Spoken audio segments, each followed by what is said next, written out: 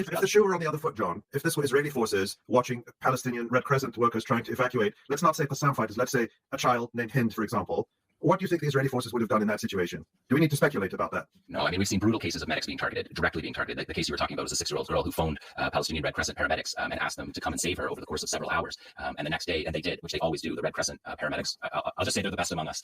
They're incredible people. And they went to Hind's, to the massacre where her entire family was killed in front of her eyes and left in the car with her. And the Israelis killed them in the ambulance. And when people went the next day to find Hind, they found the paramedics and their ambulance destroyed as well. And what it looks to be, again, we haven't talked to the fighters, so we don't have confirmation, but it appears that the Palestinians are not targeting these medevac air flights. And the Israelis said they carried out more than 500 of these medevac flights.